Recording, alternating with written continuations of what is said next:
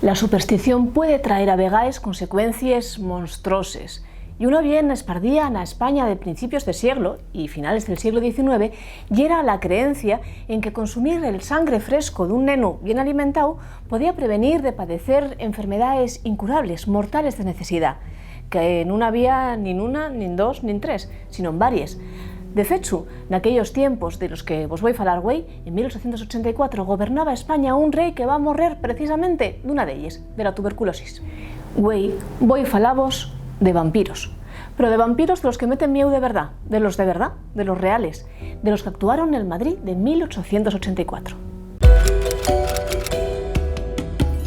Sí, 1884, 16 de marzo concretamente. Ese día, Julián Ramírez, el fiu de unos jornaleros andaluces que viven en el Madrid de finales de siglo, sal del baxu que ocupa la su familia en el barrio de Llavapiés pa mercar pan y nunca no vuelve. Alcuéntrenlo hores dempués, a les orilles del Manzanares, col garguelo surcao por la marca del vampiro. Estaba degollau.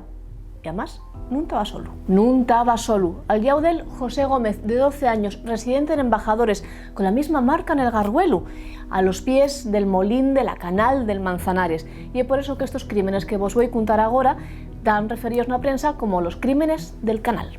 Y van a ser crímenes que queden en el imaginario de los madrileños durante muchos años. Igual que unos años después, en Londres, van a quedar en la mente de los londinenses y de todo el mundo los crímenes de Jack el Destripador.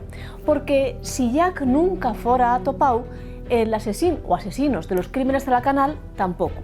¿Quién matara a José y a Julián para beberlos la sangre? Imposible de saber. Va a detenerse en los meses siguientes a un vendedor de paraguas, a un paisano acusado de mantener relaciones ilícitas con una mujer casada, que mieu, e inclusive al hermano de una de las víctimas, pero nada de eso funciona. El caso, claro, coleó una montonera de años. Así, en 1889, un soldado de la villa dice que conoce al asesino de los crímenes de la Canal y vuelve otra vegada a la prensa a falar de los vampiros madrileños. Este soldado fructuoso de las Heras dice que un compañero de la que estaba en Cuba, llamado Tomás Badosa, va a reconocer que él mató cuanta ya daños a dos nenos por motivos un tanto oscuros. Tomás Badosa dixo y a Fructuoso que non los matara por beneficio propio, sino porque pertenecía a una extraña asociación de ambos sexos que se dedicaban a materias misteriosas. Una asociación de xentes de ambos sexos diz con vida azarosa, con todo lo que eso puede implicar, que non lle nada bueno, la verdad.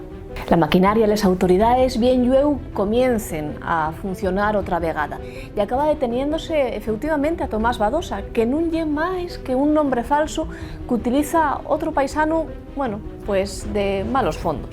Jorge de San Leandro Expósito estaba metido en ellos negocios ilegales y por eso utiliza este nombre de Tomás Badosa. Sin embargo, el día del crimen tiene una coartada, y una coartada además bien sólida. De aquella parece ser que ya era soldado y estaba de guardia en el cuartel de Aranjuez. Con ello desvanece la última pista que se tiene para encontrar al asesino o a los asesinos del crimen de la Canal. En fin, son esta clase de crímenes resueltos o no resueltos los que van a dar lugar a lo que hoy conocemos como el sacauntos, l'home del sacu, etcétera, etcétera. El más famoso de todos, el crimen de Gador, en 1910, pero en la memoria sigue todavía esos niños de la Canal y ese asesino misterioso. ¿Y tú? ¿Tenías miedo de guaje o de guaja al home del saco, al sacauntos?